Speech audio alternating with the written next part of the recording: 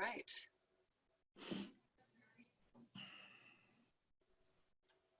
We've got a few people popping in here.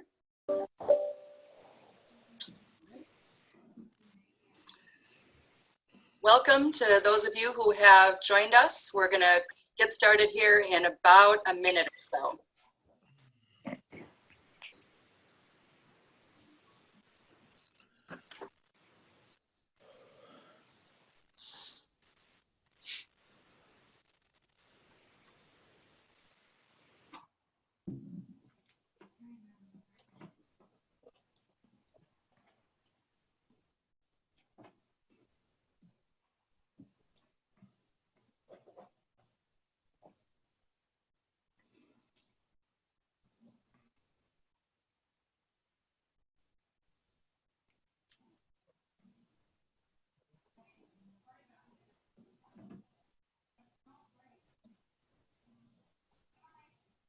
Well, welcome everyone. We're going to get started here. We've got a lot of content to share with you today, and we want to make sure that we have time for people to ask questions at the end.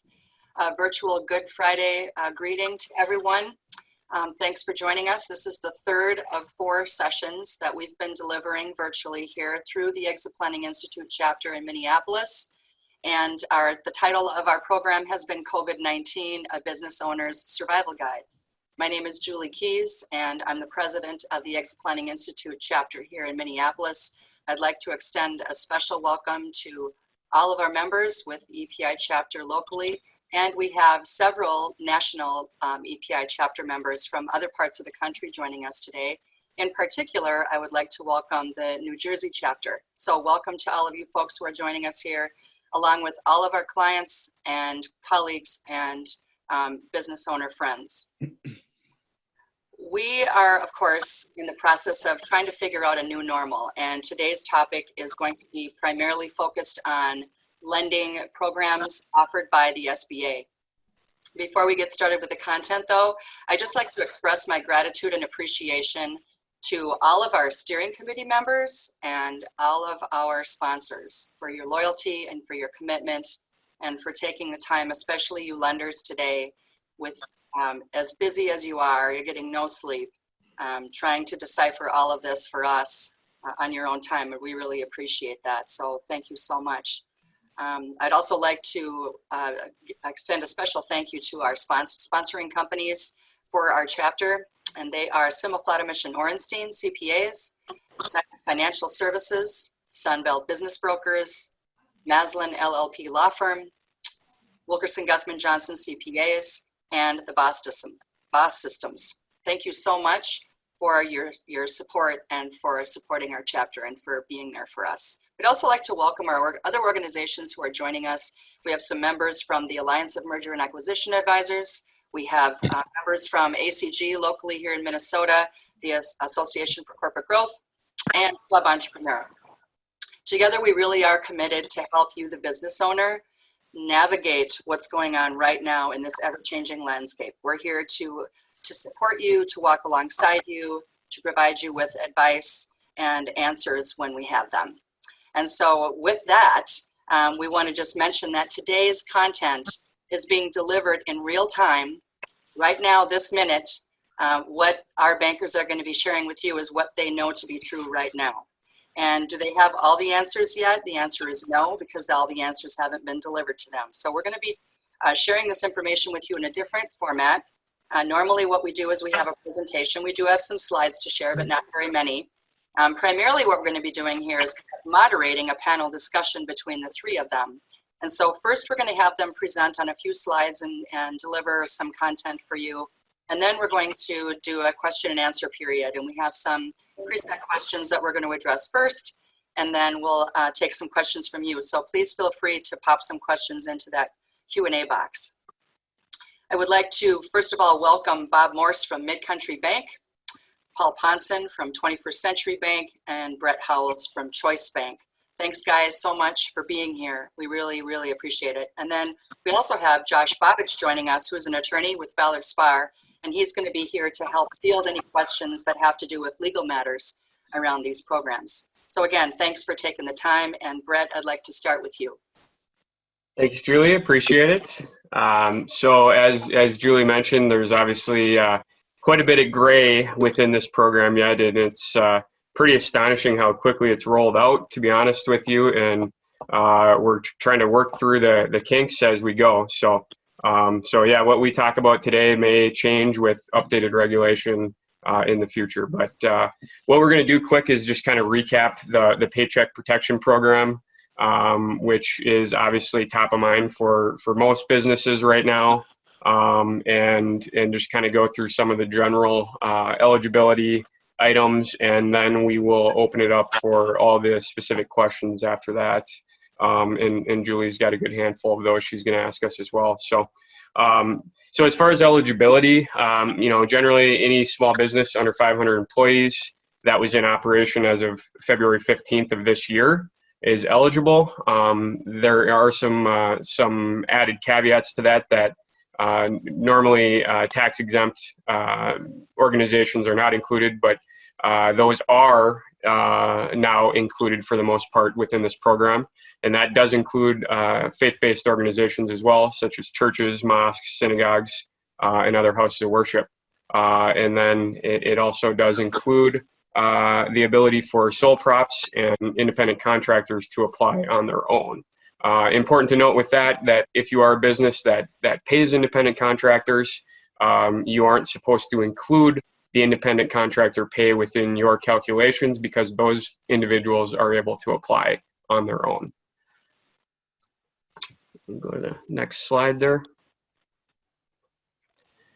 So as far as calculating the loan amount, it's pretty straightforward.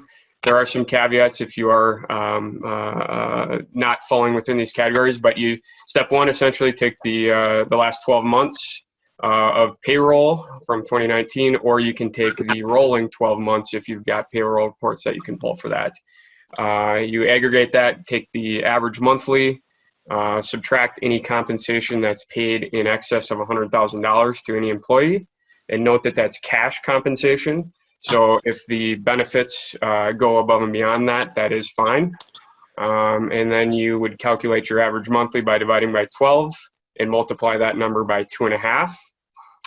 There is one provision that you'll see on the application that you are supposed to add any outstanding amount if you took out a disaster loan made between January 31st and April 3rd of 2020. That is, if it was intended to be used for payroll, supposed to be paid off with this loan as well, less any advance that you took with that. With that EIDL program, as they call it, there was an option to take up to a $10,000 grant advance, and since that does not need to be repaid, you would not need to take that into account on there. Next slide. Yep. And as I mentioned, if you're a seasonal or a new business, obviously looking at 12 months of payroll is not going to work. So what you can do if you're a seasonal business that was in operation, back one there, Julie, sorry. There you go. So if you are a seasonal business that was in operation between the months of 2/15 and 6/30 of 2019, you can either use 2/15 or 3/1 as a start date. It's up to you, and go through 6/30 and then calculate your average monthly payroll during those periods. And then you'd go through the same steps in the previous calculation. If you are a new business and you weren't in operation for all of 2019, you can look at the dates of January through February of 2020 and use that as your average monthly calculation.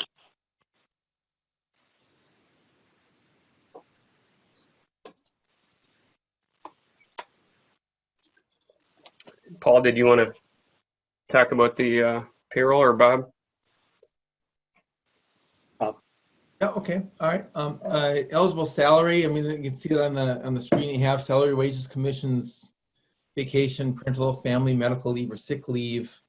We're trying to get more information as far as much information as we can get as far as the confirming documentation from the applicants on what those would be. If in some cases I've taken some information from third parties, for instance, their CPAs, some information that is on there. In the scheme of things, if say for instance, maybe an unemployment or something that's a smaller amount, if they want to forego that and just try to get this thing quicker or a little more faster instead of waiting for more data to come through, it's not really going to affect that a whole lot. So we can move forward on something like that if we need to. It does talk about payment for provision of employee benefits consisting of group health. So you can read that on there as well on what we have. Excluded any compensation for an employee whose principal place of residence is outside the U.S. and then any compensation for an individual in excess of $100,000 prorated as necessary. I think we talked about that a little bit before about the cash proceeds being over 100,000 or not and subtracting it to make it 100. And I'll chime in quick on that the compensation piece where that's in like actual salary and cash compensation. It doesn't apply to things like the health benefit costs and if there is like a contribution to retirement plans, things of that nature, that doesn't count in that $100,000 figure. Would you like me to advance the slide? Yes, please. Sorry. So in the loan terms, it's up to a 2-year maturity date that we've got. There's a 6-month deferral period that we have on there. I guess I'm going down to the very last bullet in my own little mind, but the interest will continue to accrue on loans during that 6-month deferment at that 1% rate. There's no collateral, there's no guarantees, and there's no fees on what needs to be done as well. Go ahead, Julie. Okay.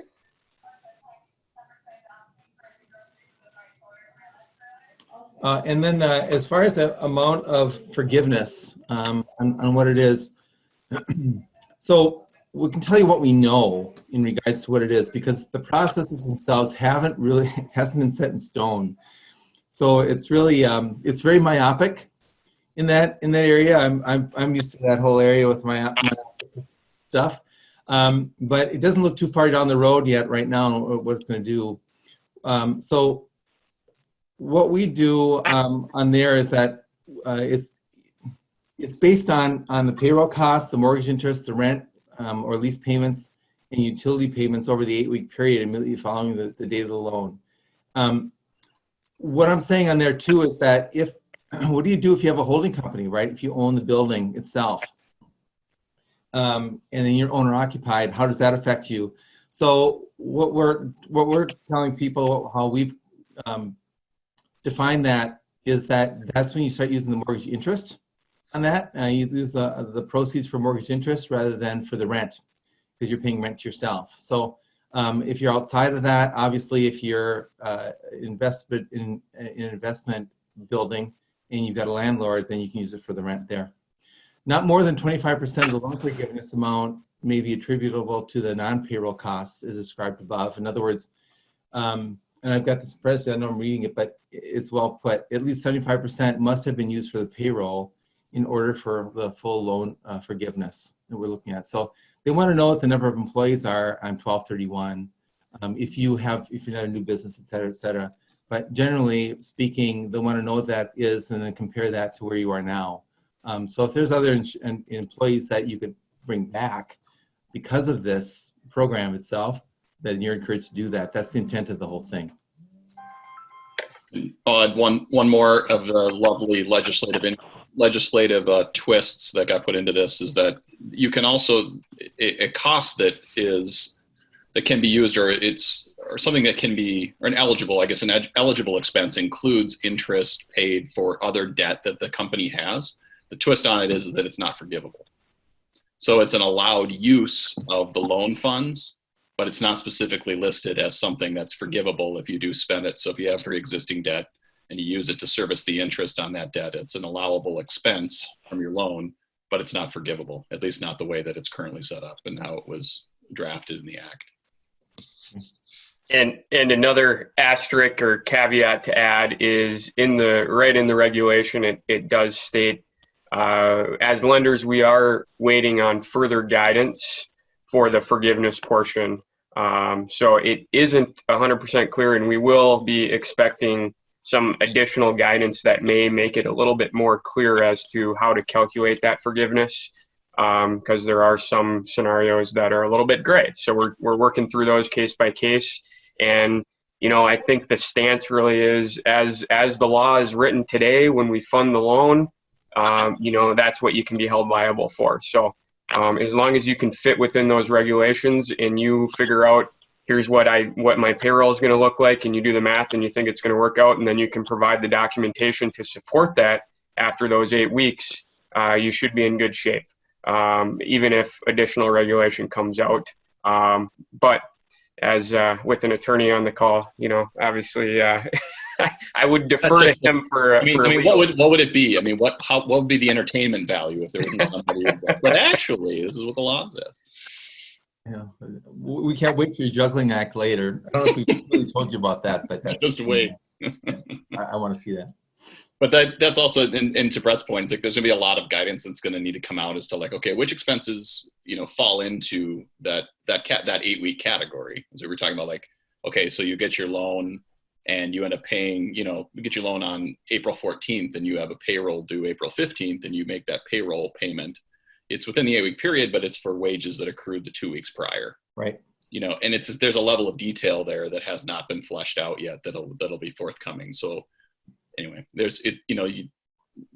are still a lot of questions to answer, and nobody really knows the answers to those, bankers or otherwise. Okay. Paul, you want to take that one? Sure.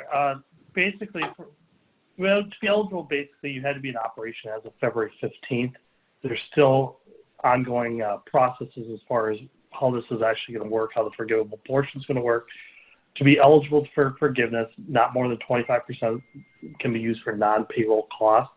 The calculation for full-time employees is going to be supporting evidence following the 8-week period following the time I give you the loan.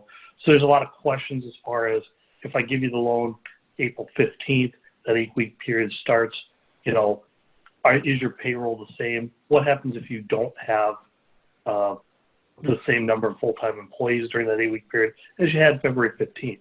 There's a lot of questions that haven't been resolved yet.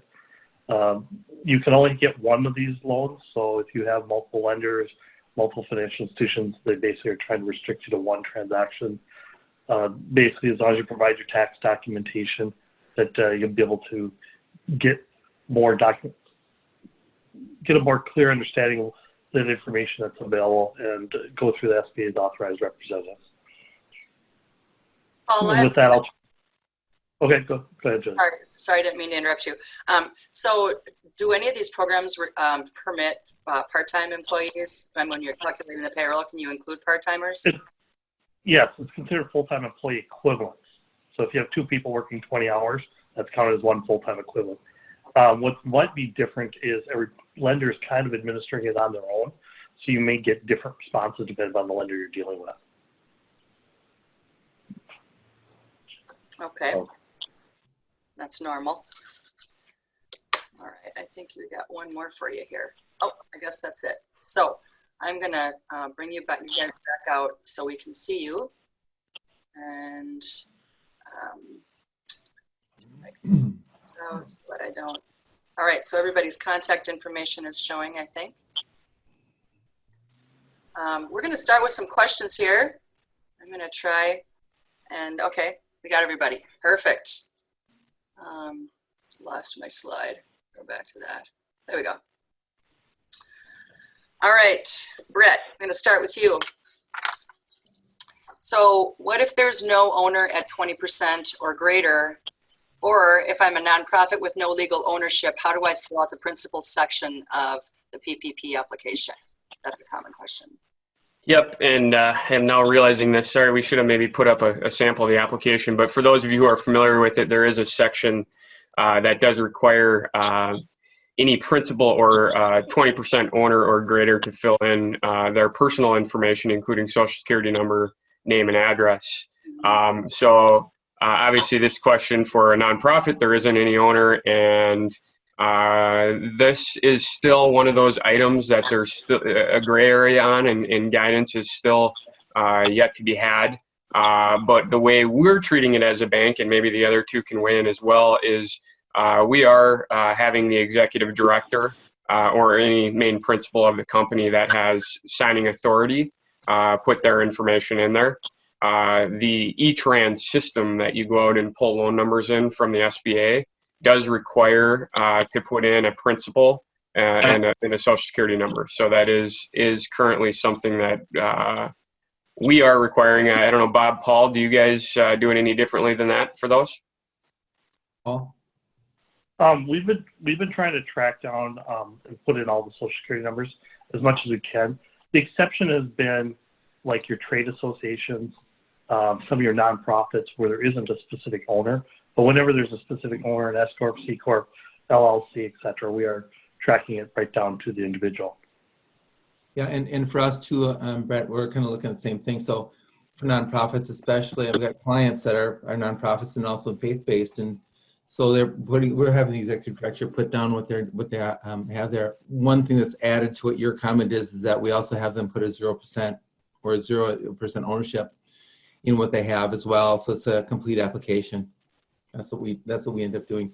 And then for associations and different things like that, or as far as the ownership structures go, who's got the signing authority? So we'll do the same thing. That's very similar to what you have.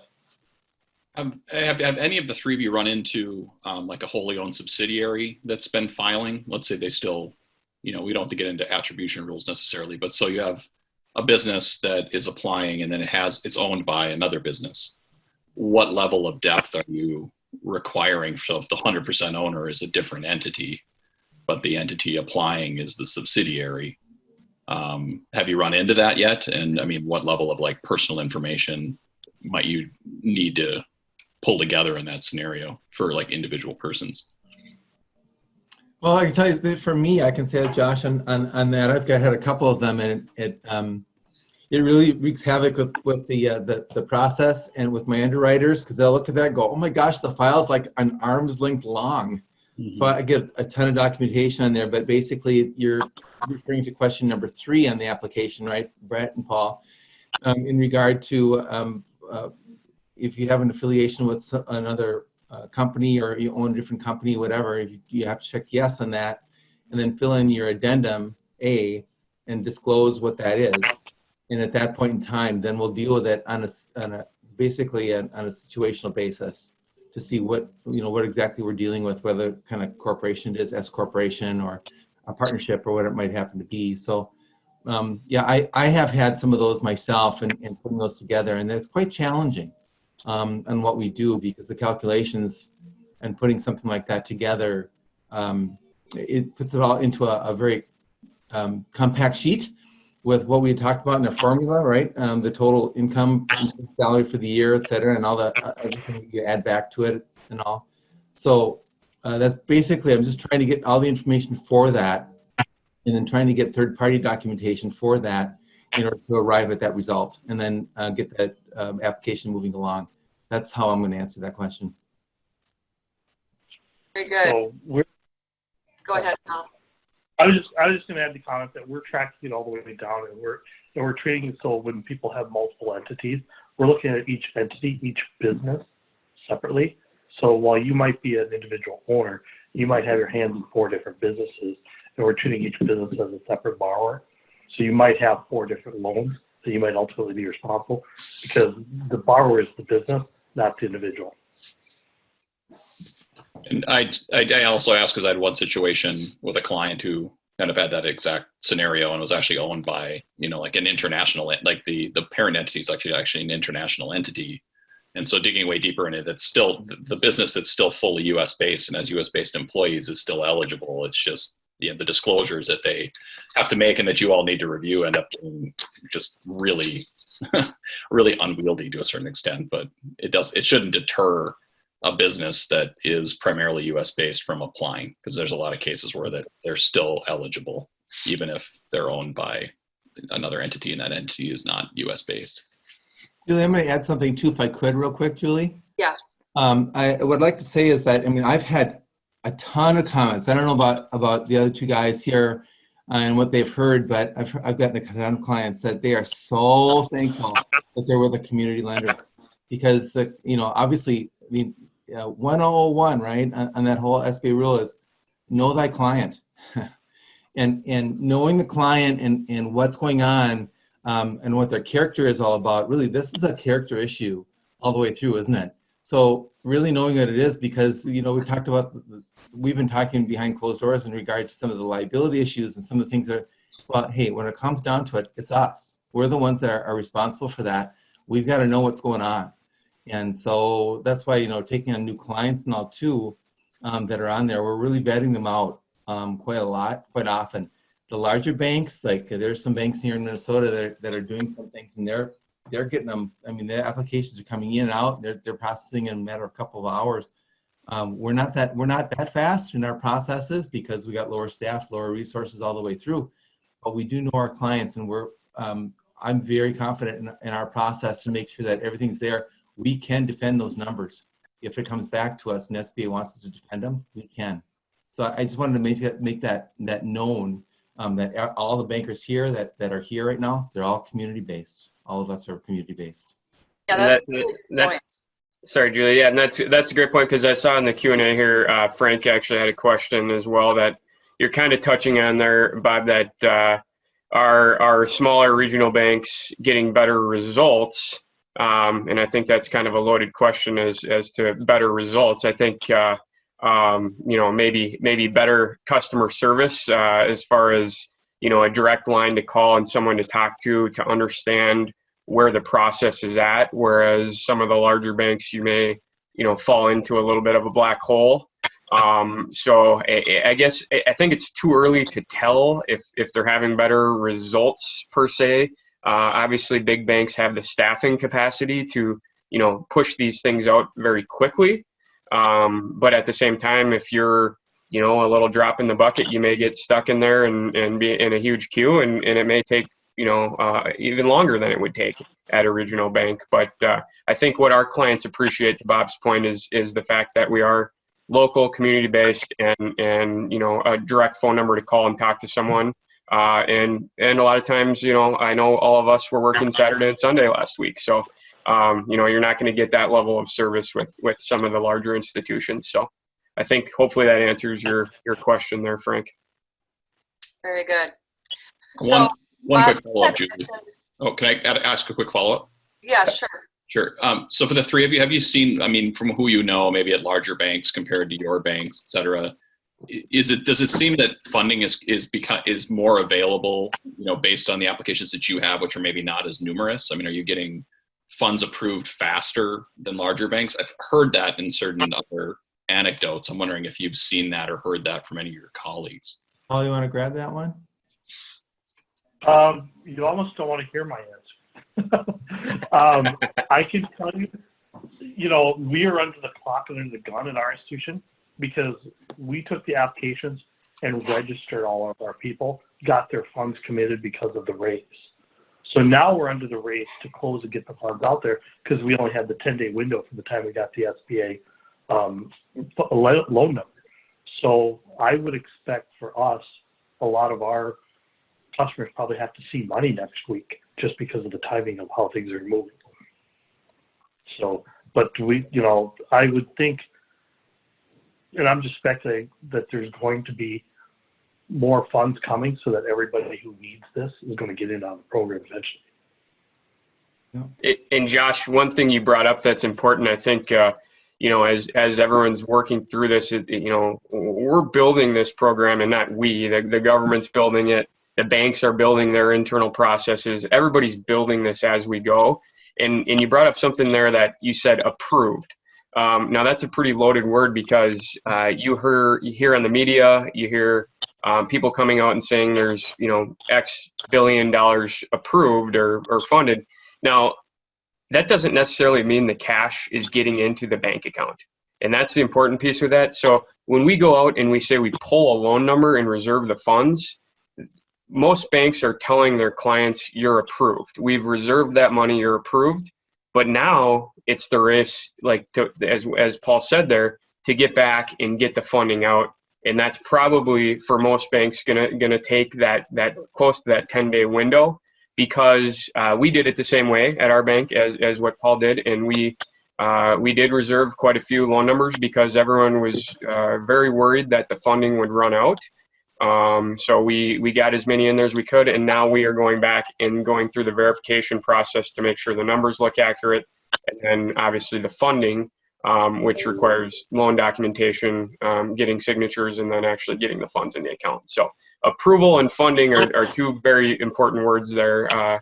The money, what people care about is when the money gets in the account, and the reality is that that's just starting to happen for most people. Yeah, great distinction. That's very important.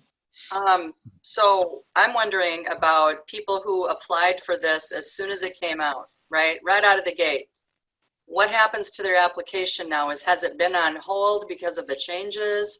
Do they have to reapply? What are you telling your customers that have already applied, but do they have to reapply? What's the protocol? Whoever wants to answer. Bob, you got that one? That is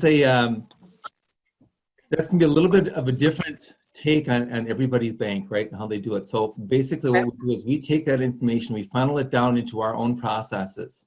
What do we do in our processes? Now at Mid-Country Bank, we were very proactive in what we were doing. So we were trying to get, for right or wrong, what we were trying to do on our SBA department and putting it on, we're an $800 million bank, okay? So we're on the larger side of a community bank. We're all Minnesota, and they have 13 branches. So what we did was on some of those things is that we were taking the SBA 1919, which is an SBA application for it, and starting that process because everyone was just clamoring, waiting for this thing to come out. So as it was coming out, we got this 880-page CARE Act that came out, and started to look at that and what the whole thing was all about. And obviously, when we were getting time with that, then SBA came out and said, well, we're going to start taking applications on the 3rd of April, which was a Friday. That was a week ago.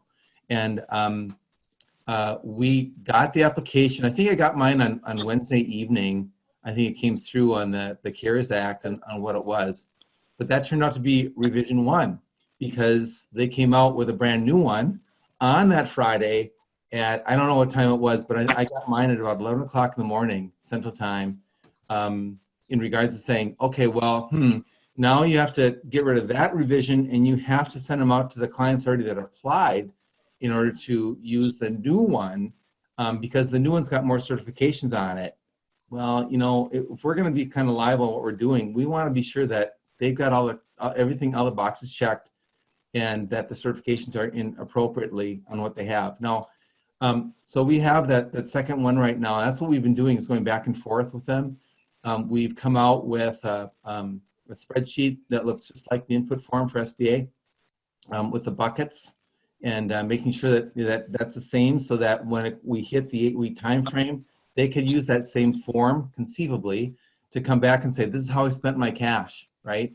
To be able to put that through in a summary format for us to be able to go back and get things done and get that input to SB for the second time in trying to determine, okay, what's the forgiveness amount that we have to do. So it's been kind of a mess on putting some things through, but we feel that, we've got a pretty good process on putting things through right now. I've got my own calculator in regard to putting everything in those buckets I talked about that are included in the payroll and the things I can add back to it, health benefits, retirement, that kind of stuff, all the way through, so I can identify those. But that's important because the underwriting department needs to take a look at those things and identify them and be able to check my numbers. Because, same with the other guys here. I've been working 13 to 16-hour days, and includes weekends. And after a while, I started seeing double on some things, and I gotta get out and take a walk or something. But the idea is, and as a community lender, mine is to trying to get back to everybody. So I don't go home until I've returned all my emails and all my phone calls all the way through. And some people are kind of saying, what the heck you call me? It's almost 10 o'clock at night. But they're really grateful for this whole deal because that's their livelihood. And I'm really lucky to be able to do that. I'm very blessed to have that opportunity. I don't know about the other guys. I'm long-winded. Sorry, I said enough. Thank you, Bob. So I've got a question for Paul, and I think this is a really good question. If a business is well capitalized, should they still apply for a loan? And what are the pros and cons? My stance is I'm going to encourage everybody to apply it because we don't know what we don't know. Even though you might be able to weather the storm, we don't know how long the storm is going to be. Clients that I had 2.5 weeks ago that said, no, we're not going to need that. Now all of a sudden they're clamoring because they saw their sales just drop off the cliff. It's so across the board. It's starting to crack into industries that I would have said were going very strong. Now they're starting to look out 3-4 months and kind of go, hey, wait a second, the work I'm doing here in March and April isn't going to come in June and July. So I'm encouraging everybody that whether your capital level is high enough, whether you think you have the financial resources to do it, you still should apply because you don't want to miss out on an opportunity. We also don't know what's going to happen 3-4 weeks from now. Very good. And Julie, do you mind if I take one of these questions that was asked in the Q&A quick? Absolutely. It's from an anonymous attendee. What if you have hired people? Does that count for forgiveness? And I thought that was a good one to bring live because absolutely. The spirit of the program, again, is to, I believe it says in there, I'm probably going to misquote it a little bit, but to retain or quickly rehire employees. And it's called the Paycheck Protection Program. So obviously the intention is to keep paychecks going to individuals. So yes, if you rehire people, that is eligible as long as you can document and show that you had people on payroll for the forgiveness portion of that loan. So very good question. And yes, absolutely. Please do. I've got a question too about, this came through earlier, about when you're applying for the loan, like in the old days, when you're applying for a loan, a lot of times, I shouldn't say the old days, I'm sure you guys still see this, but a lot of times the lender would like to see the story. So like, in other words, writing a letter of explanation. Obviously, this is for payroll and payroll taxes and mortgage and rent. However, would it make sense, would it be helpful for the lender, especially if they're not a customer of the bank, to know the story of what's going on with the business and what their goals are and where they plan to be or where they're trying to be? I mean, does that make sense, or should they just do the form and just leave that go? Guys, Paul, you want to take that one? No. So I think, for this particular program, maybe less is more. Yes, we should be having that conversation with you as a banker and providing coaching and guidance to make sure you understand the consequences, to make sure that you're a viable business and what you can be doing, and talking to your team of advisors, as we always talk about at EPI.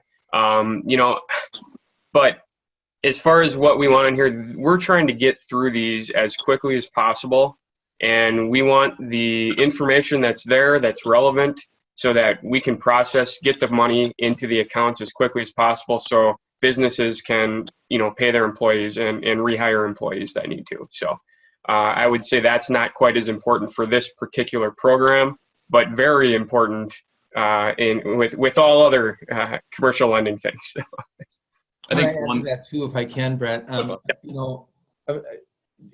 The economic landscape is very, very real, and you got to put that in your painting. So basically, we've had large banks, we've had a number of banks, a lot of lenders that said enough, we're at capacity, and they closed their doors. I know that Wells Fargo's is one of them. It's been announced, and they're doing it. They weren't taking them, and all of a sudden I had people calling me that they would bank at Wells Fargo and and they couldn't do it. Other banks are taking the money and they're putting it in escrow. They are going to disperse it based upon what they say they're going to use it for, and their forgiveness. We're not one of them. We talked about it, but that just adds another layer of difficulty to what we're doing. But I know that there's some banks that are doing that. I also know that there's others that are telling them, no, we don't believe it, that you're going to be able to succeed, and so we're just going to get stuck holding the bag. So we're not going to lend. I've got all those little different scenarios that are on there, and so we're we're talking to people. We're going again situationally on what they have. Again, they have to put in buckets and what they're going to be using the money for. That's an SBA thing. That's not a bank thing. That's not a mid-country thing. That's an SBA deal. So we got to know what they're doing and how they're doing it. But common sense has got a rule on this thing, on what we're doing and stuff too. And again, community banks. That's why I got so many people that going, God, you guys are just awesome, because all my other friends all of a sudden they have closed doors and they have no banker. You better have a banking relationship. Know who your banker is to be able to get things done for times like this. You need your CPAs and your attorneys and others that are on there as well, right? But you really do need to have a banking relationship, especially for times like this. Thank you. I'm going to tag on to that quick as far as like planning for what it is that you need and how you go about getting it. The part that was in existence before the PPP program came up is, we've mentioned it briefly, is the economic injury disaster loan, the EIDL loan that's runs straight through the SBA, Yep. Which is a loan of up to $2 million and could be fairly reasonable terms. I think the interest is capped at 3.75%, and it could be as long as a 30-year payment amortization, but 0.75 for nonprofit. Right. Yeah. And even so, yeah, Tuesday. Yeah, right. Exactly. But in an article in the New York Times this morning was talking about how all of those who had applied for that loan program, who had maybe been thought that they or tentatively approved for something in hundreds of thousands of dollars, and now being told because the demand has gotten so high, there is close to no money left in that particular program at the SBA level. And people are being told that they're going to get like a maximum of $15,000 if they get anything. So when it comes to, well, should I apply for the PPP program? Like if you think you are eligible and you're going to need some funds, regardless of what you're going to do about forgiveness and everything else in the future, I think you'd be well advised to certainly consider it and talk to your banker and look through the requirements, et cetera, because I think when it comes to other with that similar loan program, it could be that it's going to take some time before that one's maybe available again and has enough allocated to it and allocated to the SBA to be a viable option. And then same goes for if you need other capital that's just traditional lending. I presume, like for all of you, there's probably, I don't know what the backlog looks like on that front, but I would assume that's going to be very, very active market once you get past these SBA potential forgivable, potential really grant programs, and finding available capital to deploy at a more traditional commercial lending level too. And Josh, there was a question in the Q&A too that someone asked that, when would you apply for an EIDL loan, as we call it, versus a PPP loan? And, the reality there is if you know for a fact that you're not going to be able to cover 75% of your payroll with whatever your business model is, and you're going to be left with a loan that after that 6-month deferment period, you essentially have to repay over the course of 18 months, whether it's 1% or not, that's going to be a pretty hefty payment depending on the loan amount. So if the funds were still available in the EIDL program, then that would be a time that it might make more sense to put it on a 30-year amortization. You're still getting a very cheap cost of funds with 3.75 or 2.75% interest if you're a nonprofit. So that would be a situation in which that would work, with obviously the asterisk of we don't really know what's going on with that program right now and if there's still funding available. So. Right. But yeah, that's exactly right. If you're going to need more money than what the PPP program provides, at 2.5 times your monthly payroll, then that would be the way to go, assuming that it was available. But it's sounding like, at least for the interim, it may need to be until the next round of stimulus comes along where that would actually be another potential opportunity. Everything I've read says that there is another round coming. So what business owners may need to do now is go the route that's the most available with the least amount of resistance. And that's probably PPP for right now. We've got several questions still in the queue. So I'm going to let you guys just tackle those with the time that we have left. We have about 15 minutes left. So please go ahead and just decide who'd like to address those. One thing I want to mention on the question part, who was about the Wells Fargo thing, and they were limited. I did mention them, but they were limited based on their past histories, so they could only do so many, and then they had to stop for a while. So that's something I need to add to, or make that known to people too. So I mentioned it. They had a regulatory cap of 10 billion, which was lifted, so they were able to start accepting more as well. But okay. Great. So there was something else on the EIDL program in there that many of the EIDL applications need to be re-entered due to SBA system issues. Yes, I've also heard that same thing. Now, keep in mind, we are bankers and we aren't administering this program directly, so we are only speculating on what we've heard from our clients and from other sources. But I have heard that the application, it did shut down for a couple days when it first came out, and they did revamp the website and made it a little bit more streamlined.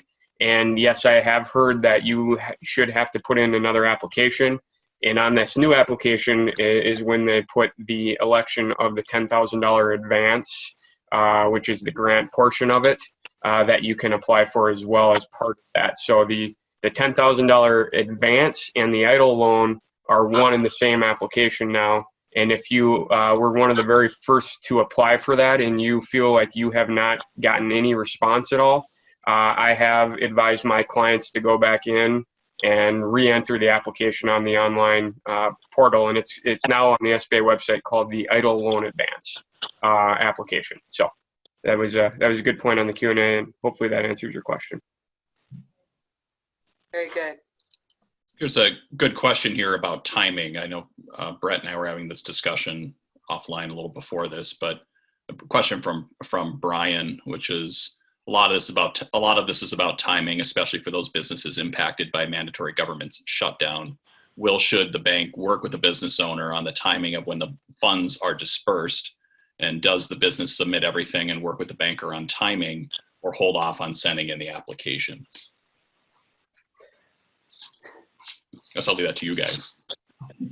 Yeah, I mean, we had talked about this before, like you said, Josh, and I think I mentioned it a little bit earlier on in the program, but the challenging part is right now they came out with guidance for banks that once a loan number is pulled in the SBA system, we are supposed to fund those within 10 days.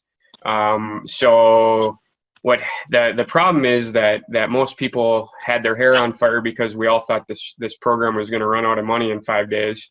And so everyone put their applications in. We pulled loan numbers as quickly as possible. Now we need to fund those within 10 days. Now, if you haven't put it in or you haven't received confirmation that you've got funds reserved, absolutely, that's a conversation. If you know that is something that's important to you that you should be having with your banker, and maybe there's a way they can put that on hold. Obviously, the risk there is you run the risk of the fund running dry. And if you want to keep an eye on it closely and you feel good about waiting a few days, then I think that most lenders will probably work with you, especially when to Bob's point earlier, you're talking about your community lender where you've got someone to talk to directly and it's not sitting somewhere in space with a normal processing team. So I hope that answers your question. I don't know if Bob or Paul, if you guys have anything to add from your perspective, or.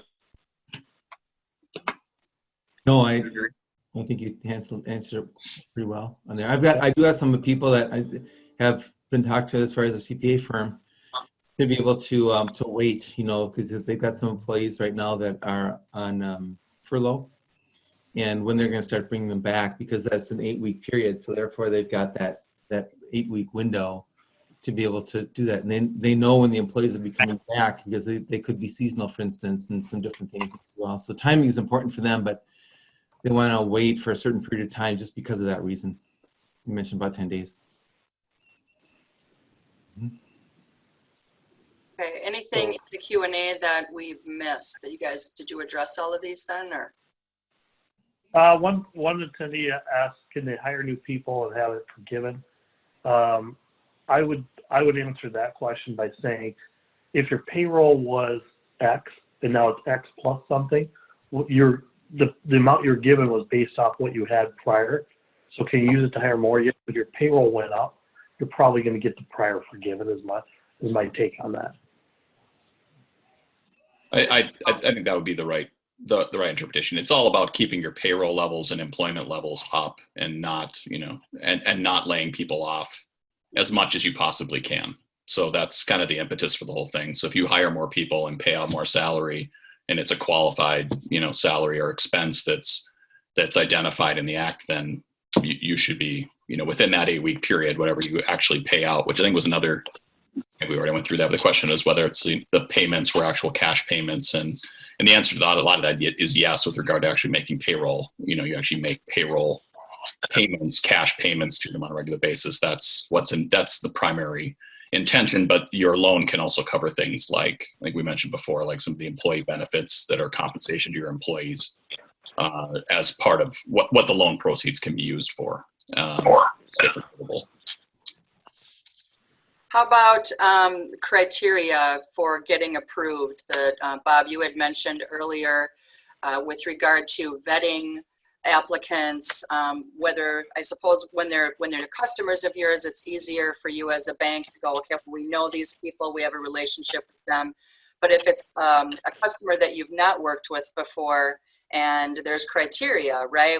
Obviously people need to get approved for these loans. It's not just a given that they're going to get the money just because they fill out the application, right? So I think that it might be helpful for each of you to just address that shortly based on, the practices of your own lending institution that you work for, because everybody's got their own little nuances. But if you could each comment on that, I think that would be helpful for our listeners. Want me to go first? Yeah. Yeah. So the thing for me, obviously, is that first we just, boil it down to a funnel, right, for what we need on things. So I'll send out the application and that revision number 2 on what it is. A lot of times those are missed. Those questions aren't always answered. And we're dealing with SBA. You got to answer them. So don't leave anything blank. So the ones that are most often missed would be who the contact name and the email address in the very top, what type of business it is, if it's a C Corp or an LLC or whatever it might happen to be. Then number 3 is often missed. That's a question that's asked about whether you have any affiliations or if you know anything. So if you have another business or if you own a holding company, your own building, for instance, under an LLC or some other sort of commercial title on it, then you would say yes to that. I did have one client that owned a building, owner-occupied, owned it, even though it was zoned commercial. They put it in their own personal name. So the answer on that, number 3, was no, because it was their own personal, it was on their personal financial statement instead. And number 7 is missed a lot because folks will scan it, and I don't blame them, but they ask the question if everybody that you've been everybody that works for you is basically a U.S. citizen or not, and the answer is yes or no accordingly on what it is. But because all the other questions were often answered no, they automatically just hit no on number 7. So Sure. Read it, take a look at it. I remember I had to talk to one client multiple times, said, please just read it before you answer that. Yeah. I knew what the answer was, but I can't answer it for him. Mm-hmm. So that was certainly one of them. And then 5 and 6, it's missed a lot. Questions 5 and question 6, SBA asks for initials for your answers, and people often miss that and don't do anything with it. I have to have that totally complete. So that's kind of the big thing. Then we ask for 941s. We ask for the IRS forms 941s on their for 2019. To be able to get their total payroll. It's easier, it's quicker, because everybody's got different ways of doing things. All the reports are different depending on who you're dealing with, but the 941s are consistent, so that'll help me all the way through, and everybody's got them. So be able to put the 941s together. We're also going to ask for their 2019 profit and loss and balance sheet on what they have. And then if there's anything that's listed that they'll want to add back, like retirement benefits or health benefits, et cetera, give us some documentation on that. That's the best and easiest way. I can get it done in 20 minutes on what they have to do and putting things through so I can get it to my underwriting team. That's very, very fast.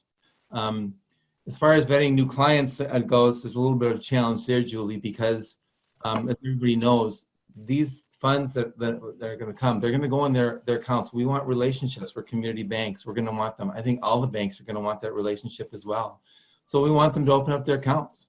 So we're going to want to know more about opening, information to open accounts, their articles of incorporation, their EIN numbers, and their IRS letters if they've got them, to be able to put those things through. driver's license information, social security, that's very personal information that they're going to want. And so be prepared for that and getting it together. One new client that I had, he couldn't find anybody that would do what he did. It was a new business and putting some things through. Wasn't sure what to do on putting things together on what he has as an S corporation, but had very few employees, under 5 kind of employees. And so his CPA contacted me, and I know a CPA, so I took it and I was able to put that thing through. But I had him put in a little, just a little blurb, what he is experiencing throughout this whole situation, and why is he looking to enroll or apply for this program. So that was a big thing. I'm again long-winded. I'll turn it over. All right. Yeah, I agree with everything Bob said there. You know, if you're trying to get these through efficiently and get funds as quick as possible, you know, filling out the app completely, taking a few extra minutes to make sure you don't miss any lines and signatures, and then, you know, obviously everyone goes through and they calculate the number that they put on the application for the loan amount.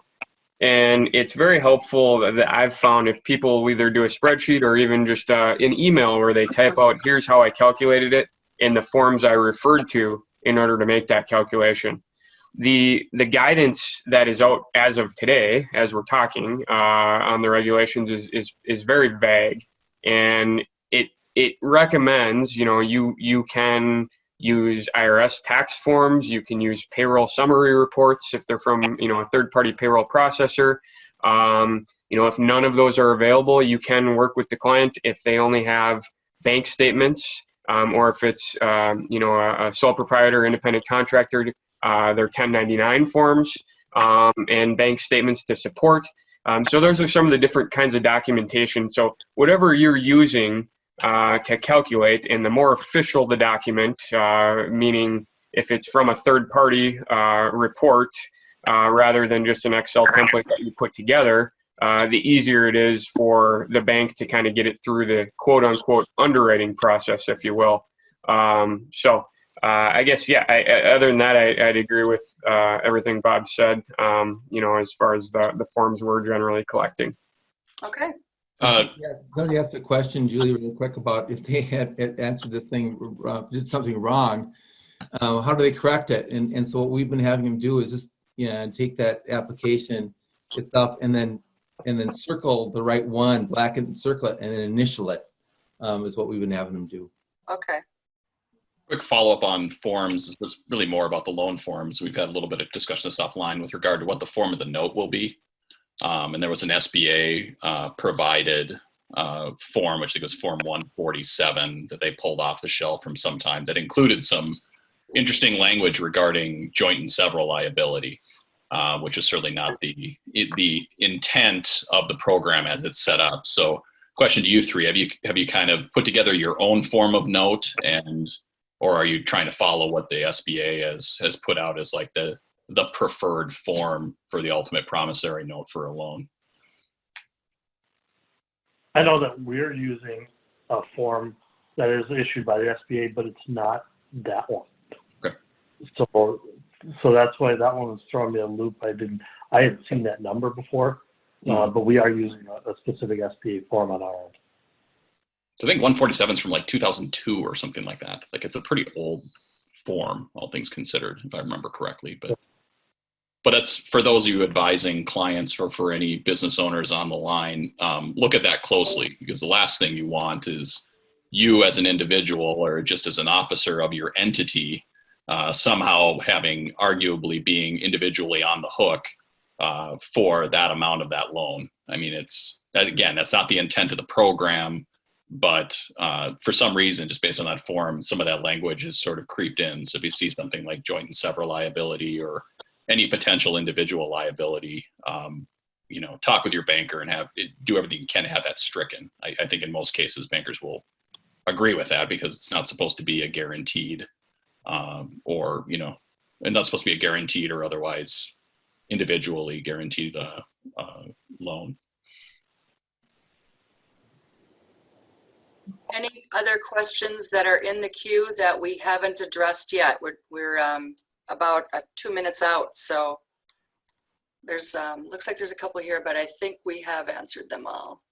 You guys? Yeah, as far as, relevant information, obviously, as we've said multiple times, everything is vague, is changing, regulations keep coming out. Most of these get posted once they're official on either the Treasury or the SBA website. So if someone asked where to refer to that, that's what I would refer to. You'll see various media sources saying different things, and be careful because you'll see many different answers to the questions because people are interpreting things differently. So the official guidance will be on the SBA or the Treasury website once it rolls out. Wonderful. Well, that's all the time we've got for questions today, everyone. I'd just like to thank you for being here. And I'd just like to let you know, too, that we did record this session, and so we will have it posted to our YouTube channel. When you receive a post email from us, you're going to get the recording link and the YouTube channel link so that you can share that or you can listen to it again.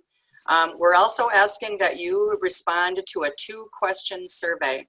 What we need to know from you is, do you want us to continue with these weekly sessions beginning in May after our next chapter meeting, which would be May 7th? So we have one more of these. This is the 3rd of our 4 sessions. So we have one more, which is next Friday. And that one will be delivered by me and Terry Grabosha, who is an M&A attorney. And she's going to be talking about the M&A market right now, post COVID-19, as we know it, as it stands today. Tell you some stories about some transactions that she's been involved in. And I'm going to be talking about innovation and thinking about the future of your business and how can you not only survive, but thrive. So that's next week's session. And then after that, we're going to take a little break. We're going to have our chapter meeting on May 7th, which is a joint meeting with Club Entrepreneur, and that'll be on a Thursday, and you'll get an invitation to that. And then after that, we would have 2 or 3 more sessions. So what we need to know from you is, A, do you want to keep going weekly for another month? B, what do you want to learn about? We're going to give you a couple of ideas on what you can suggest that we talk about if you're not quite sure. So when we do resume our chapter meetings, we will resume probably virtually for a while, and we probably will go back to charging a nominal fees because we are a nonprofit, and we do have some bills that we have to pay.